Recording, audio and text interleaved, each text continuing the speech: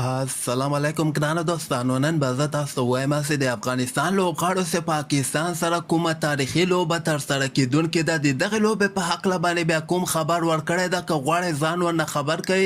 ویډیو تر اخره پورې وګورئ په هر څه به تاسو پوهیږئ راځم اول زه تاسو ته وایم چې افغانستان به که خیر په ایشا کپ کې دغه سوپر 4 راوند لوبو کې په شارجه میدان کې د چهارشنبې په ورځ باندې یوه ډیره مهمه لوبه ترسره کیږي دغه لوبه د افغانستان لپاره ډیره زیاته مهمه ده که غواړي د ایشا کپ فاینل ته ووځي نو پاکستان باید مات کړي خو دغه لوبې نه مخکې بیا د افغانستان لوبغاړي خو ورته ویلي دي چې یعنې موږ مکمل تیار یو موږ دا نه ګورو چې دا پاکستان د هندوستان د که هر یو ټیم یې موږ به خپل نورمال لوبه ترسره کوو د افغانستان لوبغاړو دغه دوه درې ورځې راهیسې ډېر سخت تمرینات یې په دوبۍ کې شروع کړي دي او غواړي چې پاکستان نه دغه ورته خپل بدل واخلي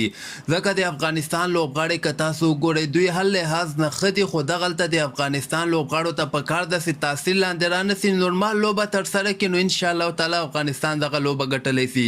د افغانستان بعضې لوبغاړي لکه رحمان الله ګوربز چې کوم ده دی بیا دغسې وایي چې زه مکمل تیار یم موږ ډېر ښه پریکټسونه ترسره کړي دي